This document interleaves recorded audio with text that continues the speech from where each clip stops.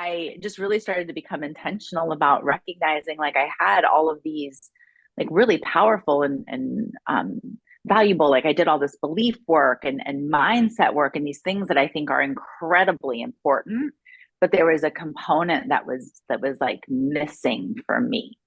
And it was really about my relationship with my body and what was being like the trauma that was actually stored, the stress that was stored in my system, in my body, the fear that was stored in my system, in my body.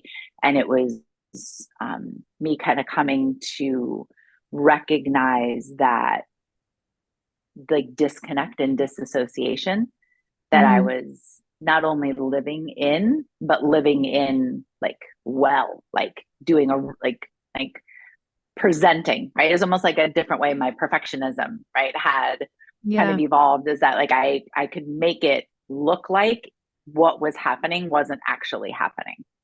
What's up, you beautiful beasts? I'm Katie.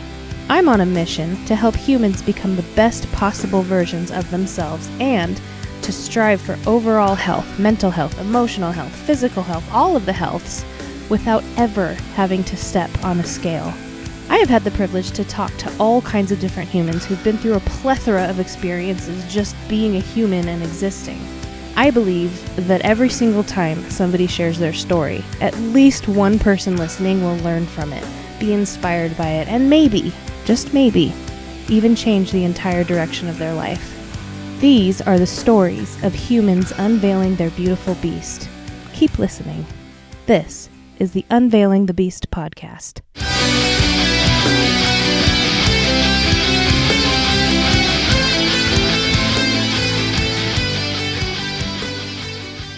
What up, beasts? Welcome back to the show. Today, I'm hanging out with Michelle Moore.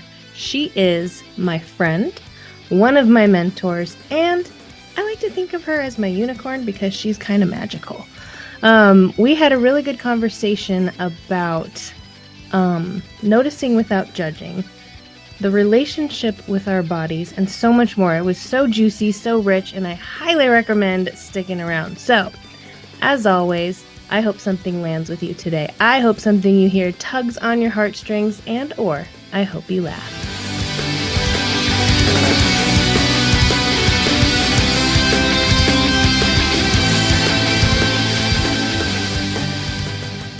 I used to be terrified of hitting record. Recording in progress. And then I was like, oh yeah, I can edit these, you know? Yep.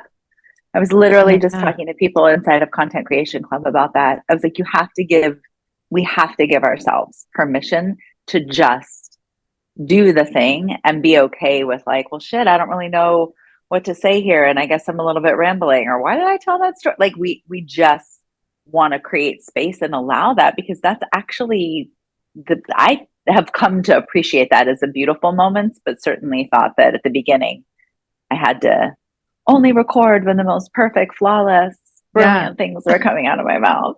Yeah. Now sometimes I'll hit record and then I'll just be like,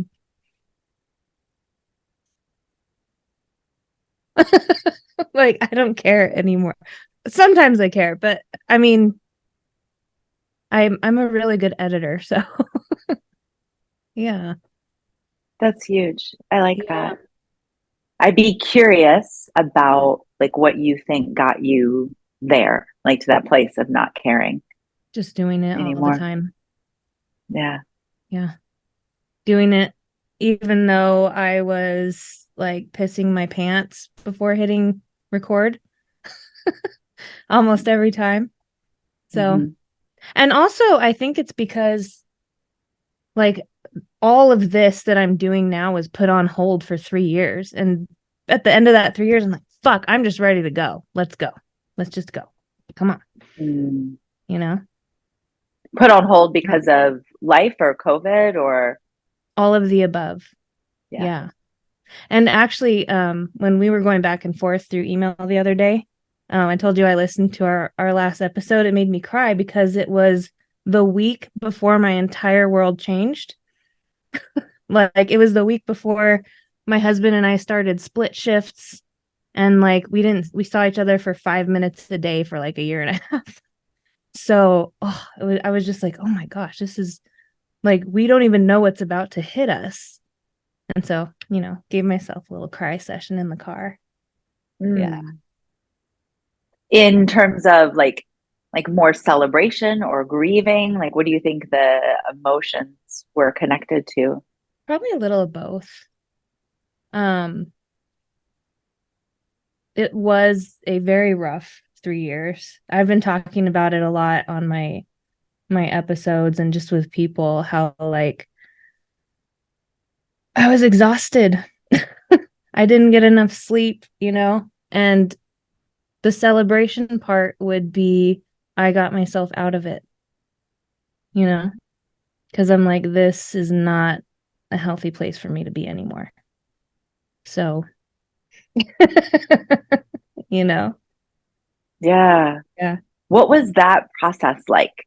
Like the getting yourself out of it? Um, well, it was a little scary because I got attached to the income from that job. So I think, just so the listener knows what the hell I'm talking about. Um, I There are people was, listening? yeah, right now. I kind of just got thrown into that position because in 2020, nobody knew if we'd have a job or not. And Right. here's this thing saying, you have this job right here. So I grabbed onto it. And then I didn't let go of it for like 3 years. I got moved up in the company. I got a management position. I barely saw my family. And yeah, it started fucking with my health, mental health, Mm-hmm. physical health, my soul. Um, Mm-hmm. and my husband, who also works there, pulled me outside once. I was like in the middle of an anxiety attack. And he's like, if you need to give your notice, you should give your notice. We'll be fine. Because in my Mm. head, it would be, if I quit, we'll be broke. In which, looking at it from the outside, that's not the case at all. So, yeah, Mm. here I am. Did you put your notice in, like in that moment? I waited until so I decided I would stay another month. And then when there was 3 weeks left, I gave him a 3 week notice. Mm. Yeah. So Was that like after you had made that decision and you had already connected with your husband? Was it like, oh, okay, like this is now just like this is easy, like this is just something like now it's just something I'm going to do, like I'm going to go to the grocery store, I'm going to do this thing? Or was it still like whether it was actually physically or emotionally or mentally, like was it still hard for you, you like mean were those attachments still there? the last 3 weeks of the work Mhm. at my And work? like the process even of just putting in your notice. Um, it was like relief. I was definitely a different person my last 3 weeks at work, and everybody Mhm. could see it. Um, but what I was doing, I was following the signs. So a week before ECCP, they did a bunch of layoffs. And, Mhm. I totally get layoffs. People are getting laid off. I get it. But they left me alone in my department. I had a crew of three other guys. They got rid of those guys, left me by myself. And that's when I checked out. Because I had already been Hmm. stressed out in that position anyway. But then they were Yeah. like, you're going to do this at least 2-person job by yourself. I'm like, the fuck I am. Yeah. Yeah. So I checked out and I'm like, this is a week before ECCP. Okay, I'm getting my coaching groove going again. And I don't know, I followed the signs. I'm like, I'm done here. I'm done here. That's I'm so supposed to cool. do bigger things, Mm. like have a rad podcast and talk to Michelle more. Yeah. I like it. Yeah. That's really cool. I ask because there's been so many times, just, I mean, I think, I imagine it's relatable to at least one person out there. but maybe it is just relatable to me. But I think there's so many times that we decide something. I know I'll own my experience. There's been so many times that I know a truth, right? Especially when it comes to my like health or my mental, physical, emotional health, like where I know something, but because, of the attachments, whether they are financial or identity, even if they're not real, right? Like I heard you say that you were like, oh my gosh, we're going to be broke, when like the reality of the situation, that wasn't the case. But I definitely, that's one particular that I can definitely connect to that fear, that is just like, even though we know something's true, like that space of there into action for me personally has been like, that's been a really sticky point for me at various times in my journey, because there's just been an incredible amount of fear. So I appreciate you sharing, because I was just curious for you, because I know not everybody's that way, right? Some people are like, nope, I got it. I see the signs. Like, I'm good, done, move. And other people, I think, sit in limbo longer. Yeah. And had he not pulled me outside and said, we'll be okay, I probably would still be there. Because sometimes, I was talking about this with someone the other day. Sometimes we just need to like pull ourselves out of it and look at it from the outside and say, okay, what's going on and where can I change something in order to fix this, what feels like a forever thing. You know what I mean? Yeah. So, or even like something like we can't get out of, you know what I mean? Like, which, and I only say that because to me that is similar to forever thing. But like sometimes I have felt like caught up in something that I just am like, I don't know how to stop this. But I think what I'm hearing and what you're saying is that like having that, whether it's another person, an outside perspective, somebody to help us kind of pull back and give a bigger 360 view, can help us see solutions that when we're like just being tossed around in the washing machine, it's just like, I don't really know. I just have to go to work and do this thing and then see my husband and my son for 5 minutes and then go to work and then do the, like, it's hard to see the solution when we're inside of the cycle. Yeah. Yeah. And then another thing I think is important is, now that I'm out of it, instead of looking back at it with like all this hatred and that situation I was in, I look back and say, okay, what good came from that? So for instance, the income I was making bought us 2 cars. It filled up my gym with gym equipment, including the spin bike we talked about in the first episode. Yes. And like it got us all of the things that we needed that require large amounts of money. And like, so we're good.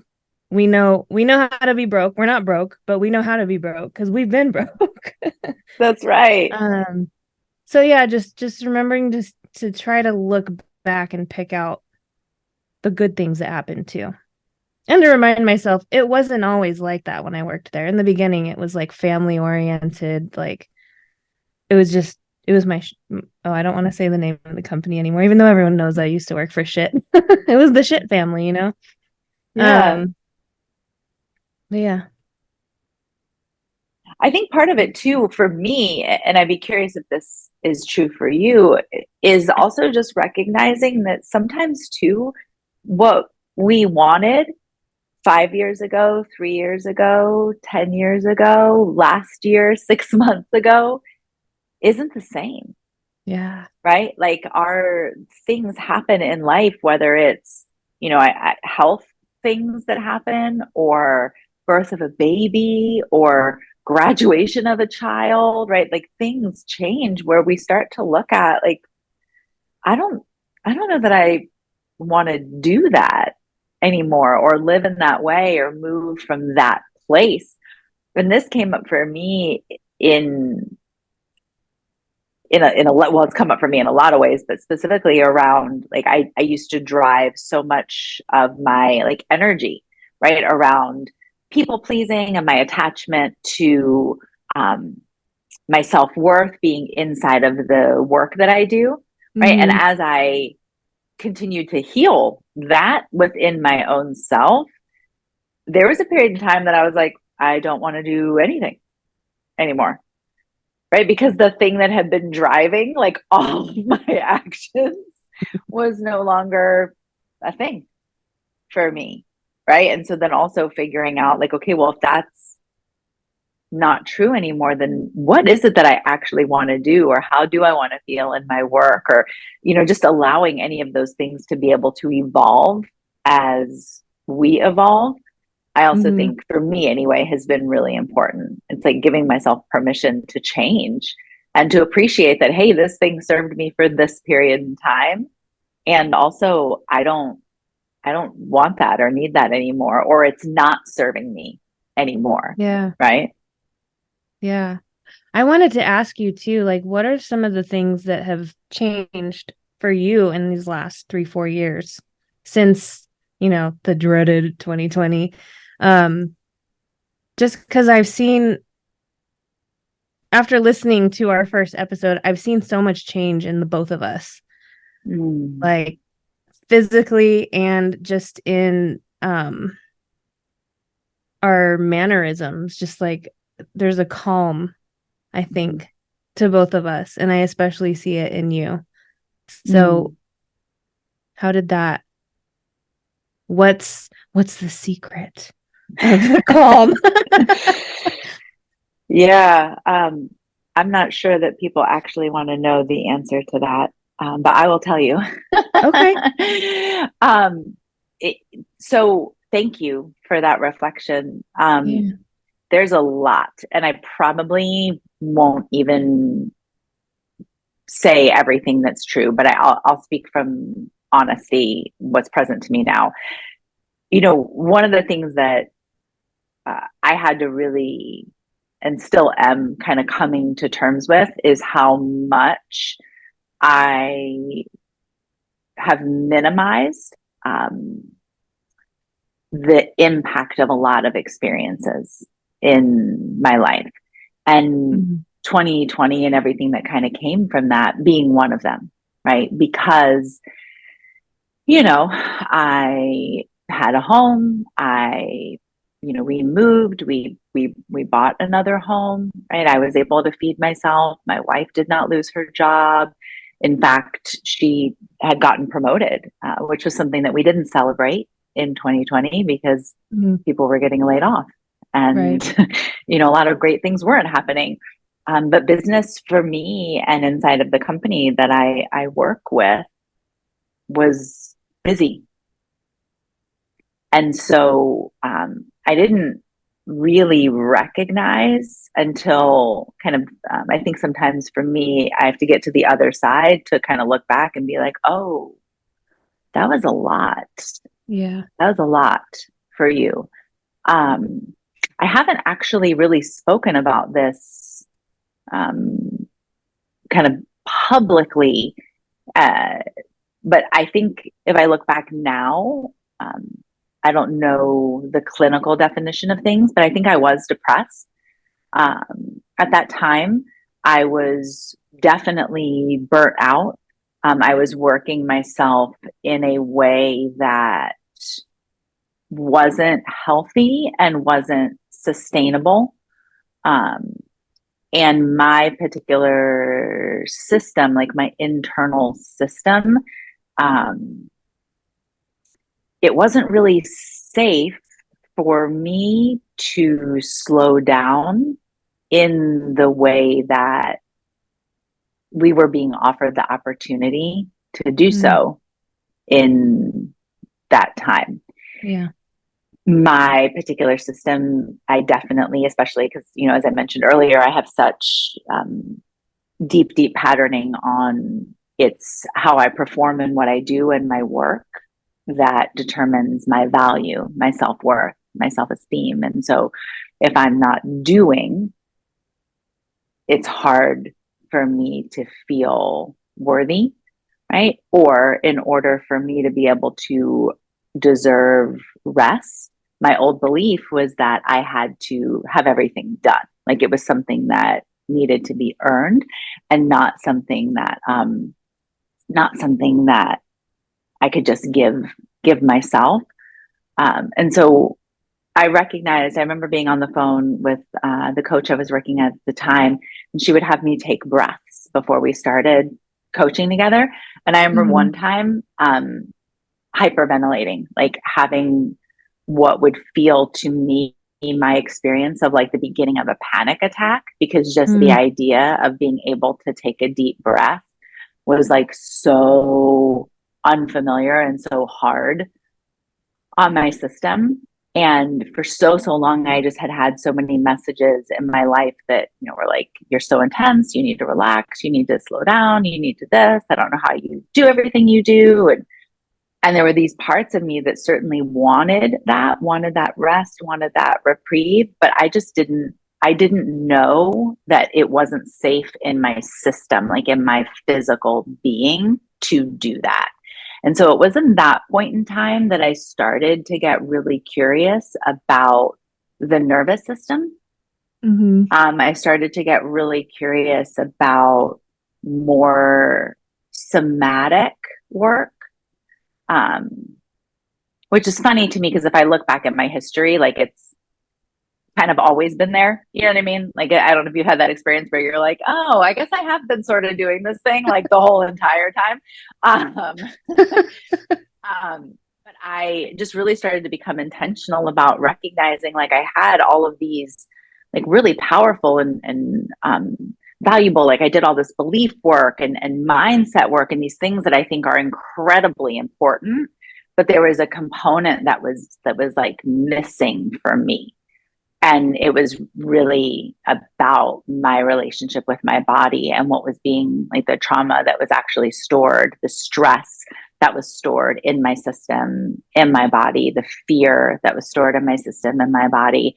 And it was me kind of coming to recognize that like disconnect and disassociation that I was not only living in, but living in like like doing like presenting, right? It's almost like a different way my perfectionism, right, had kind of evolved, is that like I could make it look like what was happening wasn't actually happening. And so part of the process, and this is what I was saying a moment ago, that is not always something that people want to hear, is that like I had to get really, really honest about what was actually going on. Like I had to get really, really honest, kind of like what you were saying about like, let me get out of what's going on and let's look at what is happening. Yeah. Where are you sleeping? How are you sleeping? Like I would keep the number of times that I went to bed, like I consciously laid down on the floor of my office to go to sleep and then like wake up and like immediately start working. Not eating, like just not like, oh, I forgot to eat because I'm so wrapped up and I had this dope conversation with this person and I just got like, no, I'm like, I don't have time to eat, right? Like just more. I remember somebody saying to me that I worked like somebody on the New York Stock Exchange. And I remember telling my wife that and having her be like, yeah, I can see that. And sort of having that moment like you had with your husband of like, oh, so that's probably not good. Right? Yeah. Like, but also dealing with like the parts of me that were attached to everything that I believed came with it, and some of the stuff that did come with it, right? Like some of the tangible things that did come with it. And then a lot of like the identity stuff and what I made it mean about me and, all of that. And so there was the confrontation of like the truth of my situation and circumstances, the reckoning, right? Of like, okay, is this what I want to continue? And then if so, what needs to change? What actually does need to happen? And what are going to be the things that are going to be supportive for me inside of making that change? And then getting the support and learning more truly about my body, about the nervous system, about how to regulate my emotions, about the things that have been minimized in my own internal system and then going through the process of giving that attention and holding compassion for myself and making this body that I live inside of a safe, truly like a safe and welcoming space, not for you, but for me. Yeah. And that requires a lot of really honest, like, self-reflection and then action from the truth of what you see. So my short answer would be I've been very intentionally looking at and then reestablishing and nurturing my relationship with myself.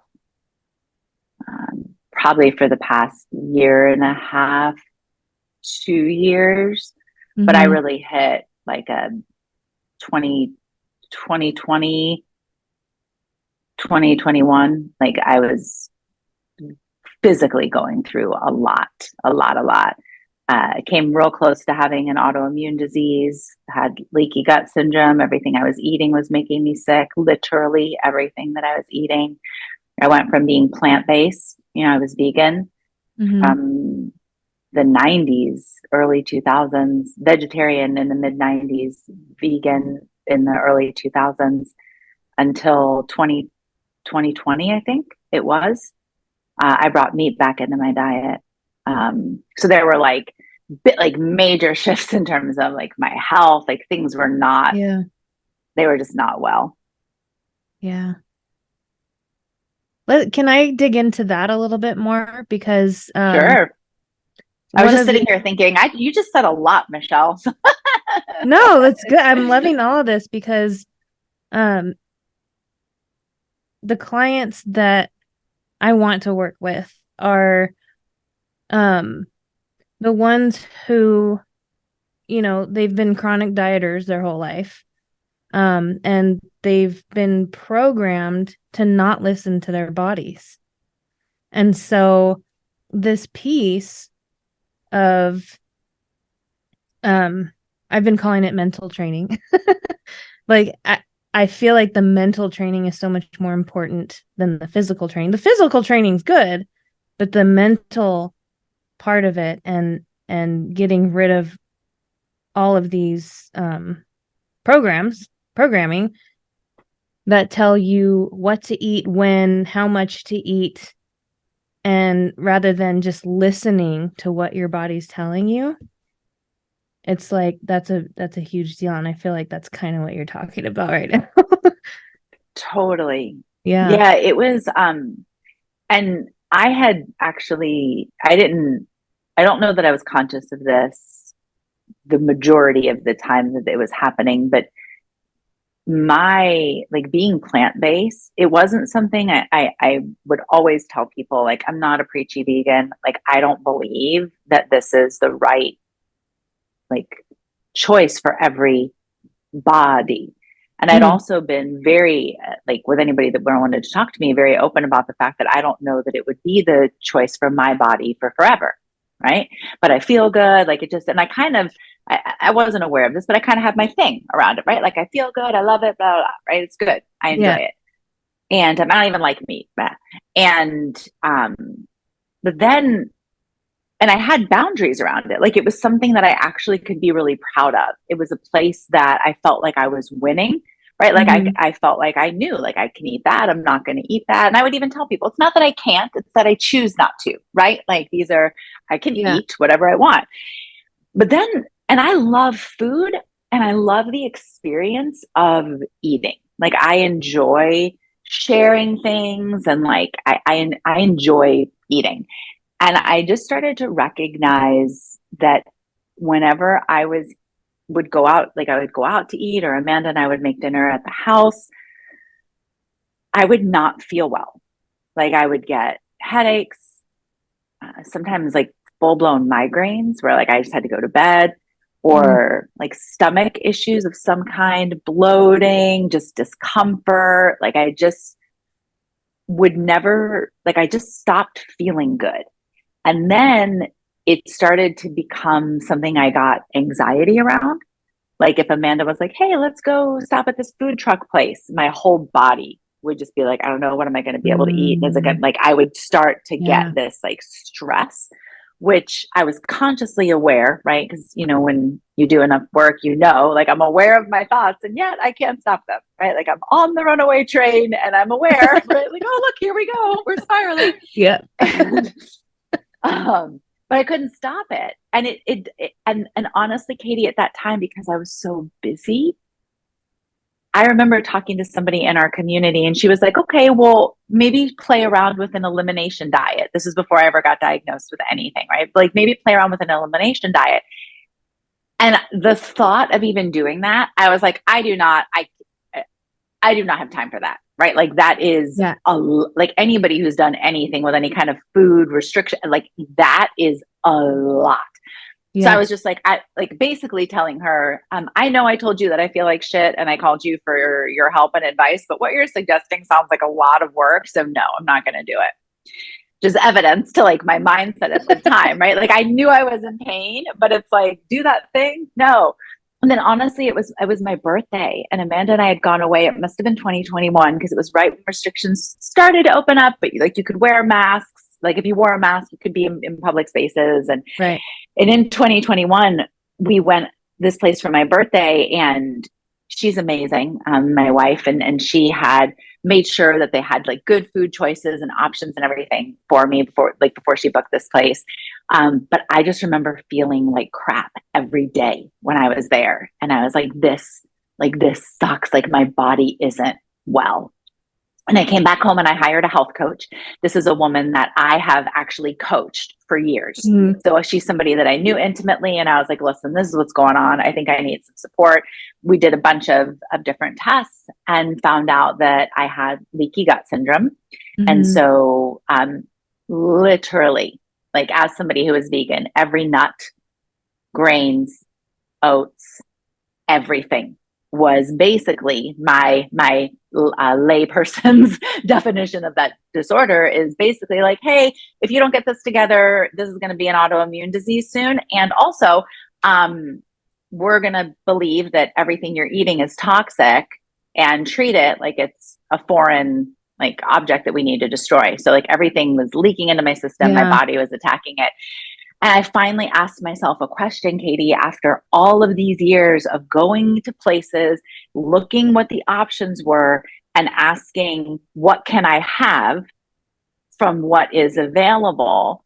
I stopped and I was like, what do I want? What do I want? Not like, here's these 10 things that you're allowed to eat, that you're okay to eat. Because once I found out about that, we had to redo our like pantry. I remember standing in the middle of my kitchen and just bursting into tears and calling my coach. I was like, I don't know, what am I supposed to eat? Like I literally like, what am I supposed to eat? And then when I asked my body, the first thing I told Amanda, I was like, I think I want some salmon. And then I don't know, Katie, that it was less than a week later, we were out on a walk and I told my wife, I was like, I think I want steak. Now we've been together. We got married in 2002. We've been together since 1999. That woman has never seen, at that moment, had never seen me eat steak. And she's worried, right? Because that's actually harder on your system to digest, right? And like, Michelle, like you've been plant-based for a really long time. I don't. And I was like, yeah, I hear you. I want steak.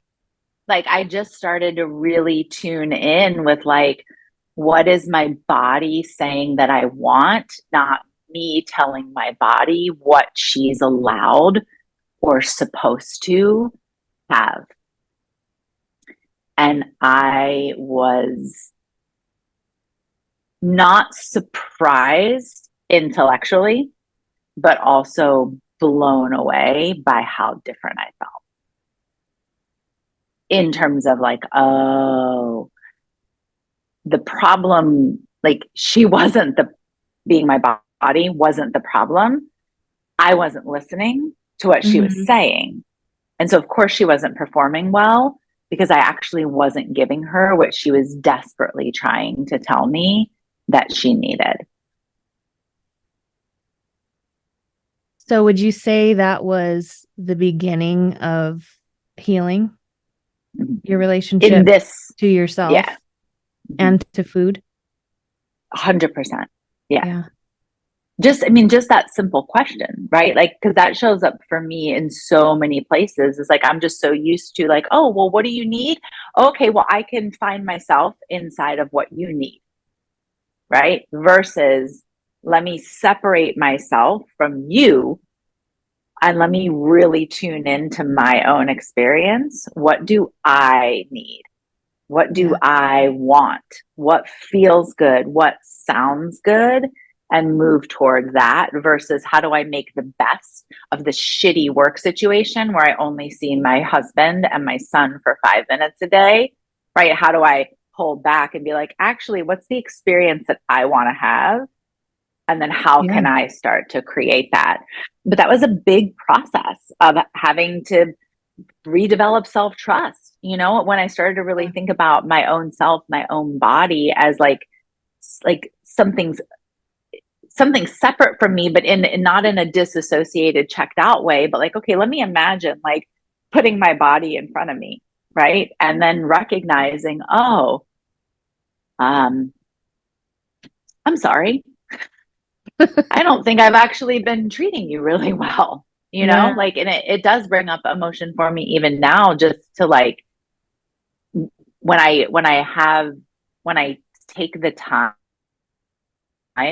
to really like sit down and look at the pressure, the stress, the way it's so easy for me, and I hear this with so many, specifically women, I'm confident that men do it as well, just dismissals of like, it's not that big of a deal, right? Like, oh, I'm fine. I shared with you before we started that it's actually, I learned this yesterday at the doctor. It's not, my back is not injured, but my hips are. Mm. And it's creating a tremendous amount of back pain. I mean, overall, though, honestly, I think it's just about like listening, like just recognizing, oh, it's the minimization that I was telling you about. It's like, oh, it's no big deal. It's fine. Like I was telling my wife this morning. I said, we are just so used to just like working through pain. Like you think about like a woman who has, if they have their cycle on a monthly basis, like every month, like we're just like, oh, just it's not a big deal. Like you just deal with it. You just go to work. Yeah. Your back hurts. Go to work. You have cramps that are sometimes for some women, like put your hand on something steady and you can breathe it out, right? And we're Yeah. just like, oh well, let me just go to work. Yeah, I mean my back is just like in constant, continual pain, but like it's not like blinding, sharp, jarring, tears in my eyes pain. So like I'm fine, right? It's like I just recognize, especially for me, I have such a high pain tolerance, which is that can show up in, I can be what a normal person would be like, wow, that's stressful. I'm like, I'm fine, right? Like Yeah. I'm good. And so to have that separation of being able to look at and be like, actually, this is a big deal, and Yeah. and really own up to the places, and not from a place of shame. It's not self-shaming. Have only done what I knew to do. Yeah. So I don't think that the majority of us are actually being like consciously aware of this and intentionally self-harming, like intentionally being like, fuck you, I'm not going to listen to you.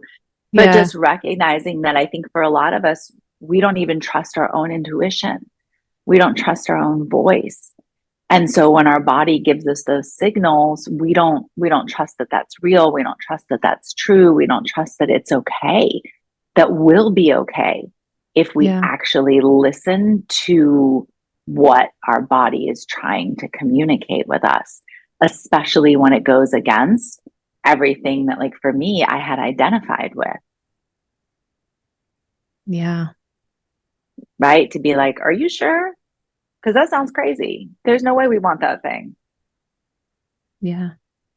I tell people that our diets, and not diet like a diet you go on, just what we eat in general, it's a Right. huge experiment, and it's worth taking the time to do that experiment with yourself, because what works for you is not going to work for me necessarily. It could. I mean, we could be like, soul sisters, but most likely Sure.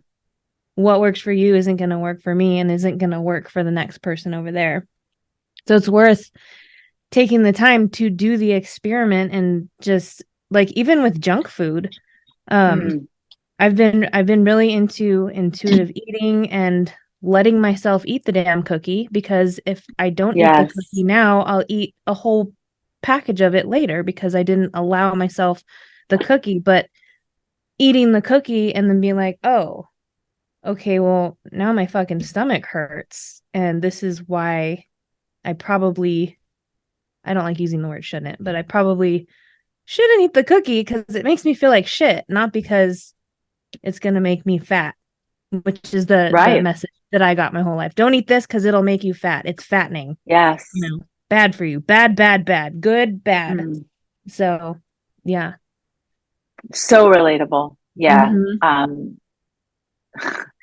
It's it's wild to me, although sometimes, and it's true even for me, right, like right now, of just the way that I feel physically in terms of this situation and injury and everything that it's bringing up for me, and just sitting with the discomfort inside of that, right? Like sitting with, like, I hear what's being said, trying to figure out, okay, then, like, knowing that that's true, um what's the move then? What's the action to take? And then also being present with the other parts of me that are anxious inside of that, right? Like that are, Yeah. I don't really know, how's it going to work out? And what if we're not doing this thing? And what does this mean? And also, I just, in full transparency, started crying probably, I don't know, 10 minutes even before we recorded this, because I had shared inside of a group where I do some work that I was like, hey, I just want to be honest about where I'm at.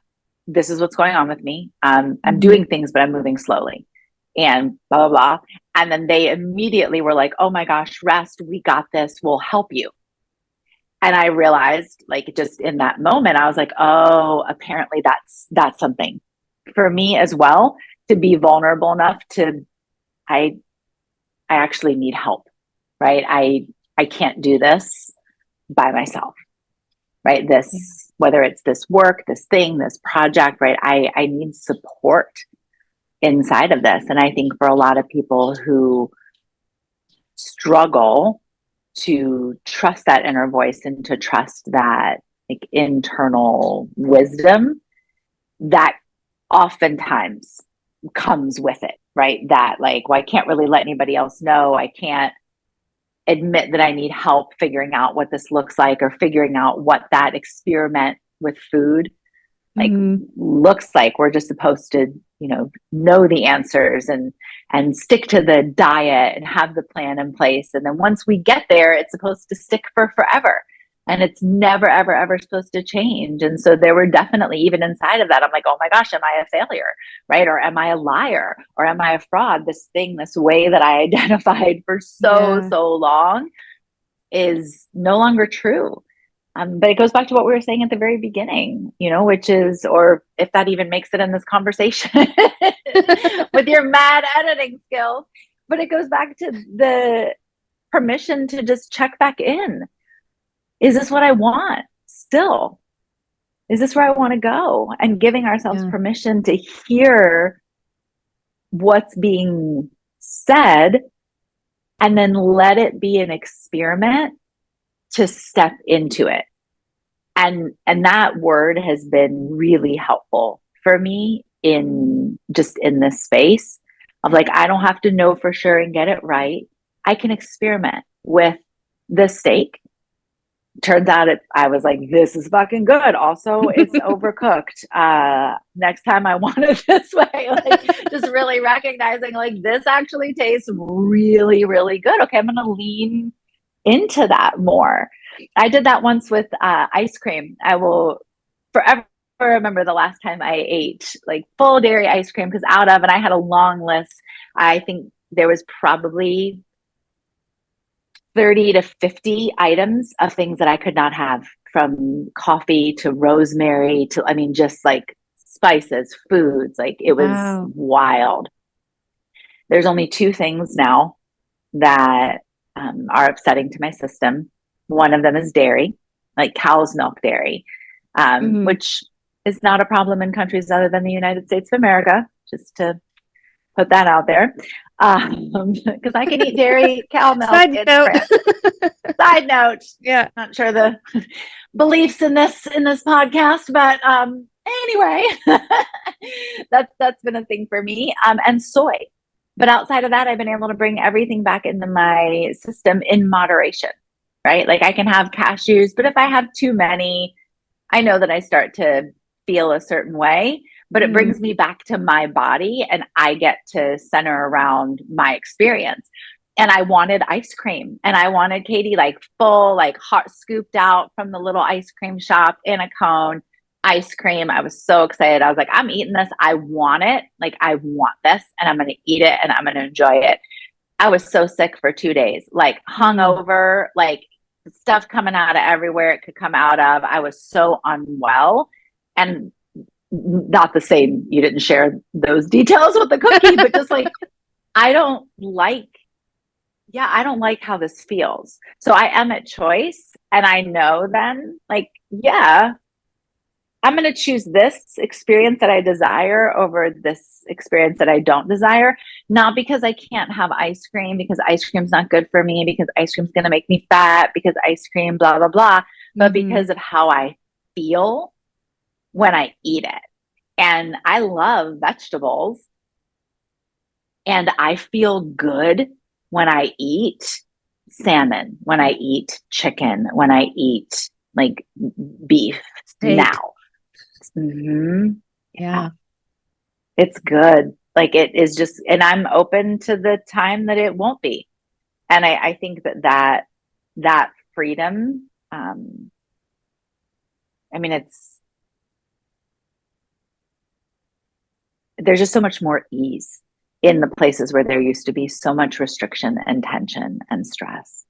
And then there's an internal battle that's happening all the time. So even if we think we are presenting like an energy of calmness, to use the word you used earlier, there is an internal like friction happening. And that's whether we articulate it or not, or anybody around us actually can articulate what they're feeling, it is felt. Yeah.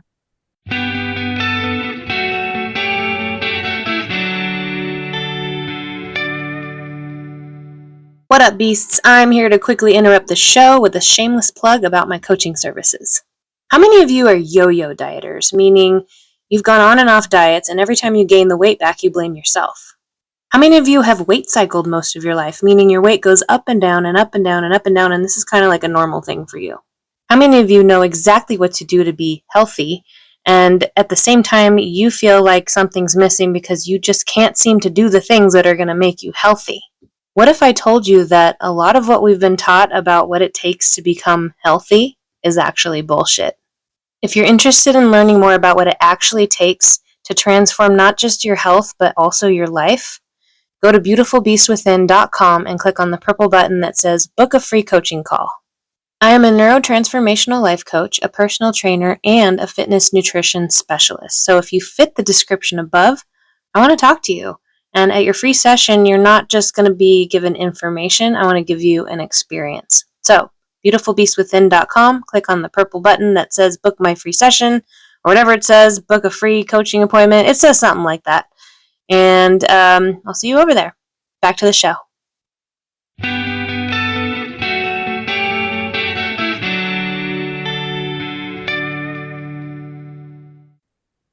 I feel too like this is a good segue into perfectionism, because for me, it was my diet has to be perfect. I have to eat X amount of calories per day.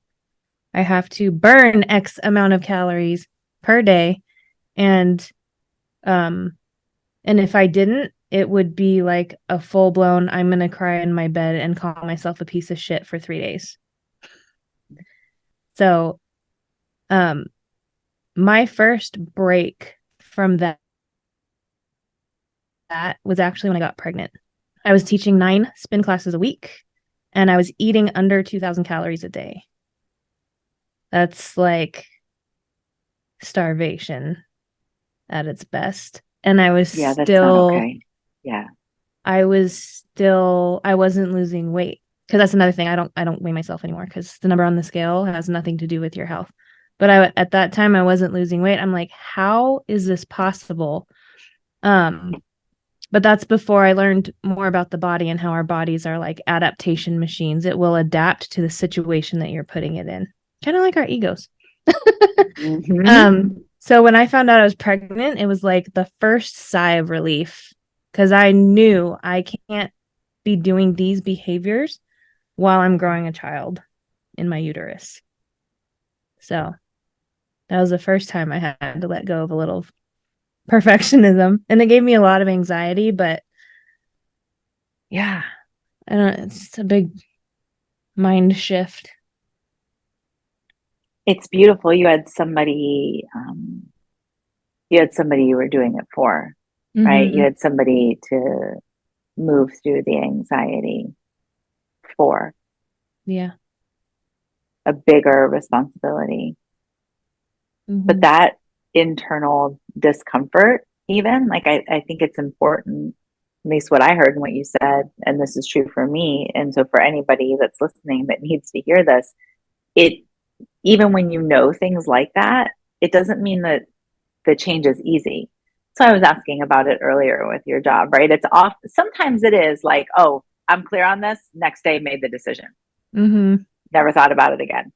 But I think for most people, at least the ones that I've spoken to, and I know myself, it's like making this decision. And even if I take action on it, it's still like, oh, this is not comfortable. I'm uneasy. I know I'm going to, like, I'm doing this. And also, there are parts of me that don't love this, that aren't a fan of this, that are really scared of what it's going to mean if we're not, even when it's not working, right? That's the thing that's so wild, right? Like, I was doing all the things too. I was doing everything right, right? I was doing all of the stuff, not getting the results, right? So clearly something, and I don't love to use the right and the wrong because I believe there's so many more extremes in that, but like, in that space, I'm like, no, I'm doing all the right stuff, right? Like, you were consuming less calories than you were burning, like you're doing the thing that's supposed to work, right? And like, it's not working. And then in that case, it's like, I don't know what to do for me except grind harder, right? Because if I grind harder, then maybe I can get ahead, when in reality, at least this body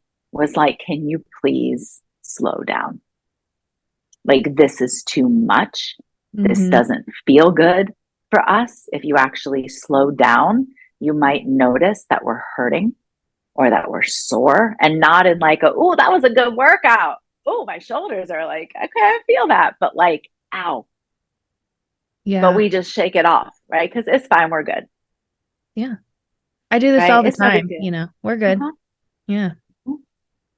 Absolutely. And I think for many people, and this is my experience, I have had to become like the child that I was nurturing, just like your son, right? I had to recognize like, oh, there is a part of me. I'm treating myself in the way that I was treated.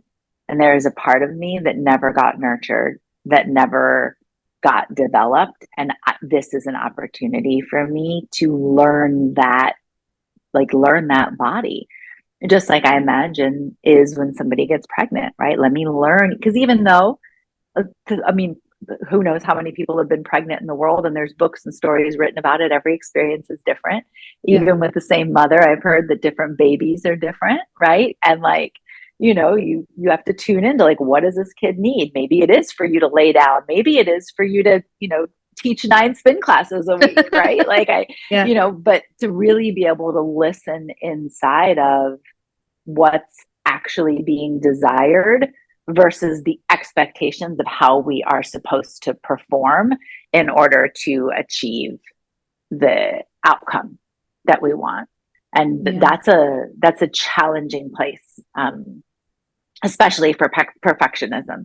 I mean, it comes up for me with weight. It comes up for me with the body mass index, which also, if anybody who's listening who gives a shit about any of this, why that is even still a thing in this day and age is Thank you. It's like, shit. we all know, like, we all, like, does anyone not think that it's shit? Like, that's the part of me. I'm like, okay. Perfect. Thank you for, I got that message this year, the last time I went to the doctor, that I was just shy of obese. And I was like, really? Okay. Yeah. Like, because if I lost all the weight that you're telling me to lose, I would, my guess is be in the hospital. That's just my guess, right? Yeah. That's just my guess, is that that's what will be happening right now. I just can't see the body that I have right now losing 30 to 40 pounds. Thanks though, right? For the for the test. Like, you're Yeah. healthy in all of these other ways. Everything else, check, check, check, check, check, except, and I mean, it's anyway, but that's Yeah. real. And it brought stuff up for me. Like, even this year, with everything that I've done and grown through and everything I know to be true, it brought up like emotions around, like, oh my gosh, I need to restrict my eating. I have to go back into the things that, like, that I know are gonna, make it so that I can release this weight, even though none of it's healthy, none of it's what my body wanted, none of it was of any interest. It was just to conform to what a test that I don't even actually believe in or subscribe to. Yeah. Yeah. It's I had an experience with that when I was in my smallest body ever, unhealthily, working out 3 hours a day and then going and waiting on tables for 8 hours, like movement, not eating enough in a small body while being praised for being in the small body. And I was still 163 pounds. I'm just built. I'm big. I have a lot of muscle. 163 is a lot to some ears, So anyway, Sure. I was in this, it was like, I want to call it PE. It was like my last semester in college, and we had to get so many credits for physical activity. I don't even remember. It was a long time ago. But the lady took my measurements and my weight and all this, and she goes, your BMI is a little high. I'm like I just went in my car and I cried. I didn't know what else to do. And it turns out for my height, I'm supposed to be around 114 to 145, I think. And at 163 pounds, I looked sick. So I'm like, you know, I, yeah, What am I supposed to do? I mean, that's like, yeah, that's a very relatable, like, place to be inside of, like, this is my, like, this is my best, air quotes, right? This is my yeah, best. And I already, like, and I think even in those moments, I won't own this for you, but for me, I knew what I was doing wasn't healthy, right? Like, I knew that I relate to that, like the waking up early in the morning, teaching a bunch of classes. I would take no dose back in the day, and little caffeine pills, and then work a double at the restaurant, right? Knowing that I was not treating myself in a way that was like, oh, this is healthy. And I say regularly, I for years I worked out because I hated myself, not because I love yeah, myself. I move my body now because I love my body and I want to move her in ways that feel good. But at that time, I worked out because I hated her and I needed to, like, discipline her and put her into whatever shape mm-hmm. or size, anything that I needed her to be. And those moments with, like, the test, I remember the first time, the memory that came up for me in the moment is being in school, in middle school, with, like, the school nurse, where you had to get, you know, the height and the weight and all of that stuff. Yeah, yeah, And that's mm-hmm. how, right, that was how I felt, like, being, it was literally just a couple months ago, being at the doctor, and getting, like, my blood drawn and everything, and just knowing, because I feel in my body. I'm like, I know this is good. I know, like, I believe I'm good in all these places. I'm like, we'll see what they say. And then getting my results coming back. And it's just, it's just insane to me, the power in which in just that moment, it like completely, truly, I felt small, right? But not like in like, oh, I feel so small, but like I felt like I need to hide, I need to shrink, even though I knew I wasn't going to do or follow the thoughts that came up. The thoughts came up almost immediately, right? Of, okay, it's fine. You can just restrict your meals. You'll be all right. We'll just drink water. We won't have any, like anything else other than water. We'll stop coffee, can make a little changes. You could probably sneak by with the way you live your life by like eating like a protein bar a day and nobody would really know. And you could just kind of tell people you don't feel good, because if you tell people you don't feel good, they don't really ask a lot of questions when you're not eating. And like I could just hear all the stories that were just sort of like, right? Like this will make you feel better. and being like present to like those voices, and also being like, what do you want to eat?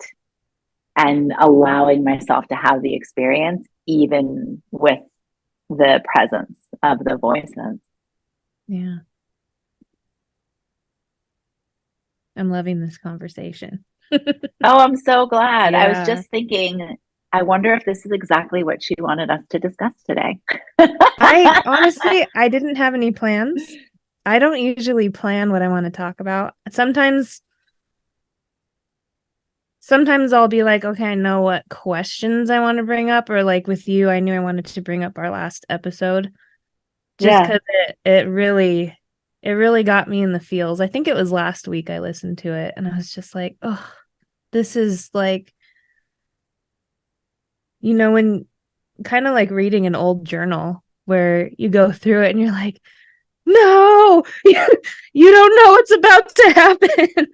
You know what I mean? So that's what it was like. Yes. But then also knowing that I was about to grow so much, and learn a lot of really good lessons from that and become Yeah. calmer afterwards. It's so good. Yeah. And do you think for you, is the calmness, like, would you say it's like outside in or inside out? The calmness? Mm-hmm. Um, that's a good question. I want to say inside out. Like I'm still working on myself. I mean, we always are. That's one of the biggest things that you've um brought to my attention was that I used to think that you get to this place where you've been, personally developed and then you just stay here forever. And Right. I think the first time you brought that up, it was like oh, yeah, no, that doesn't happen. You're always Mm-hmm. growing and changing. But where was I digressed myself. What was I saying I before that? asked if it was inside out or outside in. Oh yeah. I do find myself lately I'll be working because now I work from home and I try to work as hard here as I did at my other job because I'm doing it for me now and all the people that I'm helping along the way. I'll find myself accidentally skipping a meal and I'll be like, okay, is this healthy? Should I set an alarm to eat? Or just last week on Friday, I did not feel good at all. I woke up in the morning. I was like, I don't feel good today. I don't want to work. But then I had this uh possible guilt come in. Like if I rested, like if Mm-hmm. I rest, I'm going to feel guilty because I need to be working. And so, Mm. things like that have been popping up for me. I Um, like it. I think it's real. yeah. Like, I mean, and I think when I say I like it, I just mean I like hearing it, because I think for myself, there's an expectation that that's going to go away, right? Instead of like, Yeah. oh, let me, like, just yesterday I was sitting with like, oh, okay, I I'm being invited to slow down, right? Yeah. Again, right? And I can hear the guilt and the voices and feel the anxiety, right? And so can I just the place that I'm in right now is like, can I hold both? Can I recognize that there is part of me that is communicating this? Can I sit with that? Can I listen to that? Can I hear what it's trying to say? And then can I also do the same thing for the parts of me that are like, this isn't okay. This isn't allowed. And get curious about what they might be worried about or afraid of or scared is going to happen. And then I heard somebody say recently, and I love this, it's something I've been affirming to myself, is I give myself the gift of. And so then for me, it was I give myself the gift of slowing down, even when there's work to do. Right. So I give myself the gift of whatever you desire. I give myself the gift of rest, right? Even though there are things for me to do for my business. Because then we can honor, right? I think for so many people, myself included, and I heard some of what you shared today in this, we believe it has to be either or, right? Yeah. Like it's like, no, you're only allowed to do that thing if you're only allowed to have the cookie if you've met all these standards, right? You're only allowed to do this thing if all this other stuff is in place, or if you promise you're going to do all these other things. You can rest, but you better work on Saturday. Like if you don't feel good on Friday and you take that, right, you have to owe it, right? Like there has, is that relatable to you, or is that just me? I bargain with myself. It's ridiculous. Yeah, it's I used to do that wild. with food too. Like you can eat this thing now, but you better go to the gym tomorrow to work it off. That's right. Exactly. So you would know, and then you're not even enjoying, at least I never did. I'm not enjoying the thing because there's like threat looming over it. And it's like, you better rest, Katie. I know you don't feel good, but you better feel better tomorrow because you're going to have to work to make up for this, this, and this. And so something that I've just been playing with recently that's more inside of that both is what I just said, right? I give myself the gift of this, even though these other things are true and real, and just noticing my response to that. And best I can, letting all of it be be okay. Can I let it be okay that I don't like this? Can I let it be okay that this is hard? Can I let it be okay that I want chicken today? Can I let it be okay that I want a cupcake? And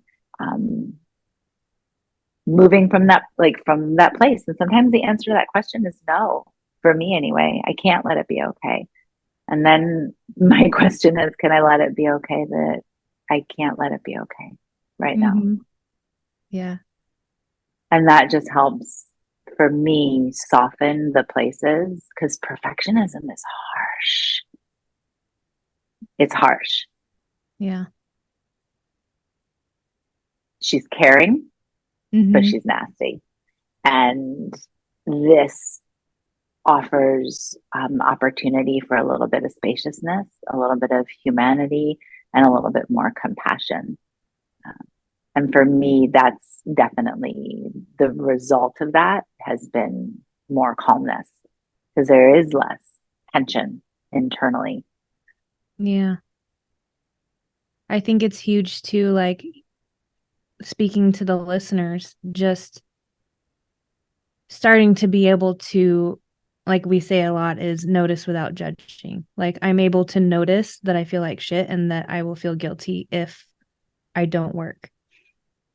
Just that in itself, like not even necessarily having to come up with a solution for it right away, but just being able to acknowledge this is how I feel. This is how I will feel if I do XYZ. Boom.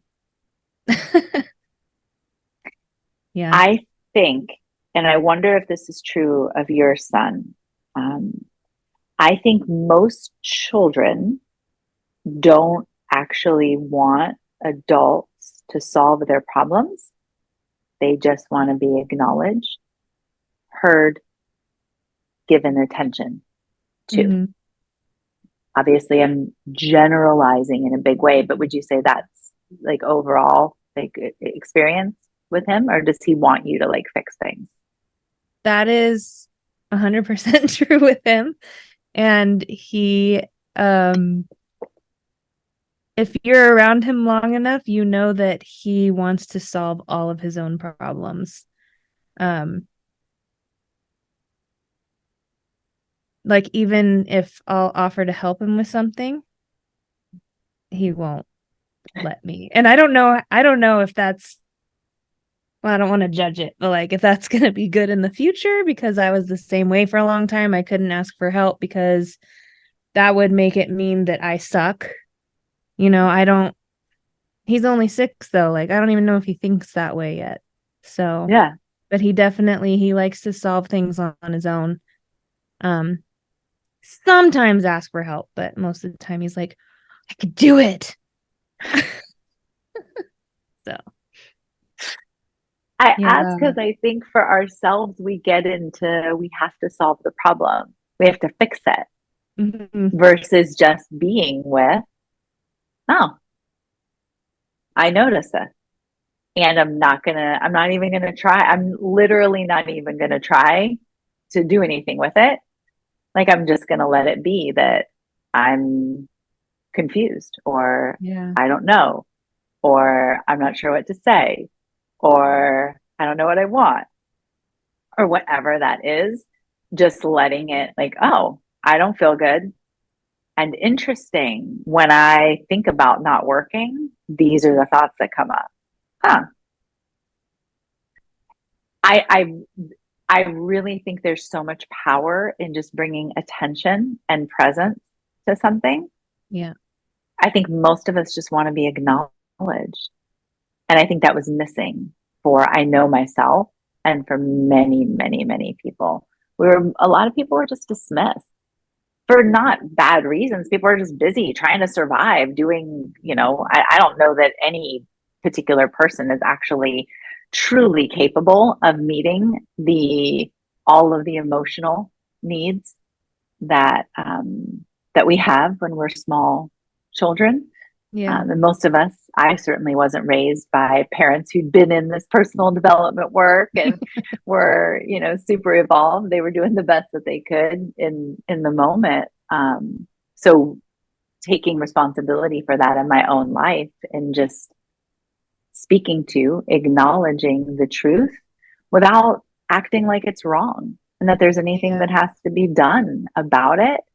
And I know for anybody that is listening that this is potentially a struggle for, like that is not easy. That was not easy. The number of times, Katie, that I've been on like a coaching call with my coach, especially a few years ago and earlier, of just like, okay, yeah, so like, what do I need to do then? So then do I like make this phone call? Do I send this email? Like, okay, I got it. Okay, so now what do I need to do? Right? Like, oh, okay, I feel this way, right? Like, oh, okay, so then what do I need to do?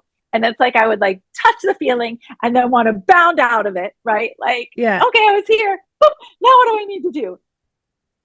And it was the invitation was just be with the feeling. Yeah. And that was not comfortable to learn how to do because I was so good at solving the problem and figuring it out and so good Yeah. at the doing. Yeah, so I love that you named that. It's huge. Yeah. Just bringing attention. Sometimes I think that's all, at least, for me, there's all parts of me just wanted to be seen. This is hard. This hurts. I don't like it. I feel Mm-hmm. sad. I feel guilty. I'm scared. Yeah. Yeah. I did that with a client just this morning. She was talking about creativity and she's an entrepreneur, brilliant. I was just like, everything just feels hard right now. I was like, yeah, yeah, that sucks. So what do I do? Right. What do I do? Right. Yeah. Get that. Mhm. Yeah. Feel the hard Yeah. and know that you don't have to show up only when it's easy. I remember talking to a friend of mine recently, and one of the things that came up was like, you can go to the gym sad, right? Like, I because of just my background and the perfectionism for sure, believed that like I had to feel a certain way before I would do something. Right. Yeah. So I had to feel good, or I had to feel motivated, or I had to feel driven, or I had to feel pain. Right. Which is also, that's real for a lot of people, probably a bigger conversation than this podcast, because we can certainly keep ourselves in suffering so that we are motivated to make a change. Not recommended for sustainability, but from experience, but just recognizing. But you do you, right? You're a choice. Everybody's on their own journey. But just recognizing that I didn't need the feeling to go away to be able to take the action. I could acknowledge the hard and take action. I could acknowledge the guilt and go lay down because I didn't feel good. I didn't need the guilt to go away.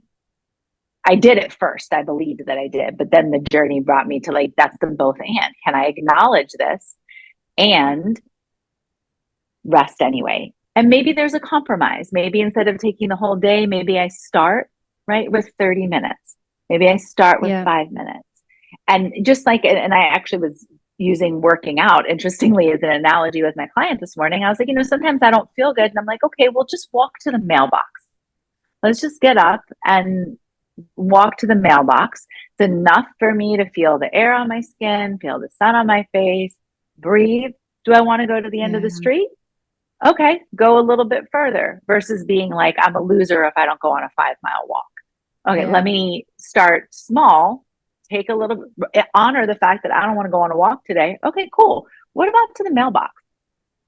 Right. And seeing if there is, sometimes we just need the pacing, and other times it's like, actually, no, I need to crawl into bed and pull the covers up over my head because I'm tired and I don't feel good. And what I need today is rest.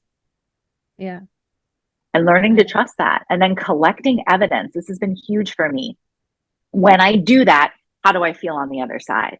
Because that's how we can begin to let ourselves know that we can trust our bodies.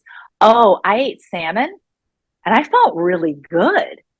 I didn't have one of those headaches that I had before, right? We have to be conscious about collecting the evidence so that then the next time when you're like, man, I don't feel good and there's guilt, you can be like, yeah, but the last time we lay down, and do you remember how productive we were afterwards because we actually felt better?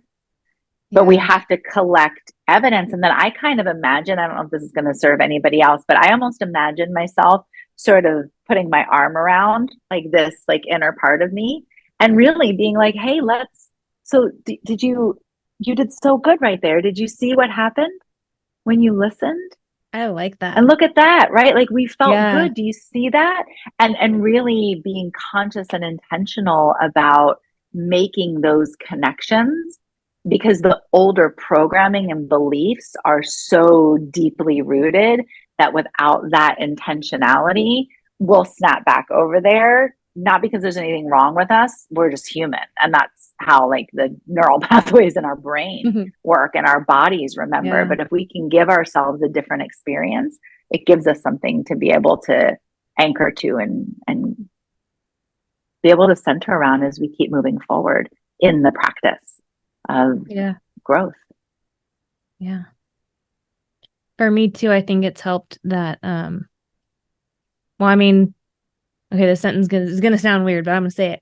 My husband's homesick. He literally has not enough blood in his body. So he's home for 3 weeks to rest. Oh my gosh. And so he was home on Friday when I was like, I don't feel good, but I have to work. And he's kind of like the logic in our relationship. Yeah. So like, I'm married to one of those too. Yeah. So he'll be like, well, won't you be more productive if you take the rest and then work on whatever you need to work on? I'm like, oh yeah. Like, so it helps that he's here. And then you mentioned sometimes you're like, let me just walk to the mailbox and then see how I feel. This morning, like that hit me hard because this morning I've been waking up with grief over Matthew Perry because he was Chandler Bing. And so for some reason, the grief hits me right when I get up in the morning, and that's when I do my crying. And I'm like, oh, well, I do want to move my body, but I don't feel good. Let me just get on my bike. I did 2 songs. I was good, you know? So, yeah, I don't know why I said all that, but I'm here glad you I am. did. I like it because for me, what it reminded me of is that we're in relationship with ourselves. And I think it's so easy for us to act like we're not. And I know I did because it doesn't mean it's a healthy relationship or not, but like we are in relationship with our own selves. And when I started to really look at how am I showing up for myself, I was rigid. There was no flexibility. It was all or nothing. The Mhm. expectations were out of control, completely unrealistic. Like almost now to the point where I will laugh about them. Because it's not even unreal. Like it's literally impossible. I expected. My headset just changed, so let me know if it's okay for It's you. fine. You sound fine. Perfect. But like the expectations being so complete, just literally impossible, right? Like I'm literally holding myself to impossible standards. And so just Mhm. to be able to be honest about that and then find a little bit of flexibility inside of, well, let me do a little bit and then check in. Does this feel good? Yeah, I want to do another one. Let me check in. Okay, I'm complete, and let that be okay. Mhm. Every other relationship in my life, besides the one I had with myself at this time, they all were dynamic. They weren't the same. I met my wife where she was. That's actually a agreement that we came to years into our relationship, was to meet each other where we were Mhm. in that moment, right? Like, and let it be that, she's out swimming right now. She's not going to be the same person who comes back that she was before she left, right? Yeah. And can I let all that be okay? And can I show up to her based on how she is in the moment, not in my ideal expectations of what I think that she's supposed to be or how I think she's supposed to perform, and start to bring some of that into my own experience and recognize that the relationship that I have with myself is also dynamic and it's not the same every day. And my body and my spirit don't feel the same every day, because sometimes they get news that for whatever reason is super elating to them or very like devastating. And Yeah. sometimes bodies have surgery, or kids get sick, or we get sick, or something is hurt. And it's like, I can be mad at myself because I can't do my normal workout routine, or I can recognize my body needs something right now. What is that? And Yeah. give to her, meeting her where she is in the moment without the pressure of expectations of what I think she is supposed to be. And so seeing that relationship with myself as actually like a real relationship with myself, recognizing the places where I'd been abusive, where I'd been mean, where I'd been like downright nasty, right? Where I'd caused harm, right? Like having that honest conversation of like, oh, probably haven't been the best caretaker. Right? Like, and really like sitting with like the sobering truth of that, and then looking at like, okay, is that how I want to show up? And Yeah. just something so small as like, I'm going to ride my bike just for these 2 songs and be done. That matters, because Mhm. we are then showing ourselves like, I can lead you and I can listen. And that's different than I can beat you into the ground and try to abuse you into submission and then Yeah. yell at you, haven't lost any weight yet, and you are tired. Yeah. Well, I could speak to you all day, Michelle. Seriously. I love talking to you, but I do want to respect your time. I think I it's love talking to you too. 11:26 in California time. Oh, it is. And yeah, 126 here. Thank you. It's been Yeah. good. I do have one question for you that I ask everyone at the end of every episode. And I don't remember what you said last time, so let's see what comes out this time. Okay, yeah, I don't remember what I said last time either. Is this my advice question? Is that the one? Yes. If you had one piece of advice that you could give to the world, what would it be?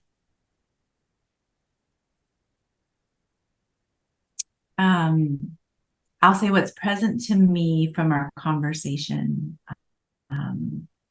is to do step into step into a relationship with yourself and nurture the maybe instead of step in, I would say nurture the relationship that you have with yourself, because if we don't, if this place, this physical body that I believe we live in and reside in, if this is not a safe space to land, if this is not a safe space to be who we are, if this is not a safe space for us to feel how we feel, if this is not a safe space for us to show up inside of, we will not be safe in the world around us. We will not show up in the world around us. We will not feel loved truly in the world around us. We won't be able to relax in the world around us. And so that healing, that relationship with yourself, that's I would say, I wouldn't necessarily use the word advice, but I would say that's my invitation. Look there. And that for anybody who, like myself, has been so used to looking outside, right, of ourselves, to be able to find our home, to be able to find the place that we belong, it just lands so much more. Yeah, it just lands so much more when we have that generated internally. So that would be my invitation, to explore that relationship within yourself, with your own intuition, with your own voice, with your own body, so that you can actually feel the way that you want to feel in relationship with others. Beautiful. Ladies and gentlemen, Michelle Moore signing off. Until next time.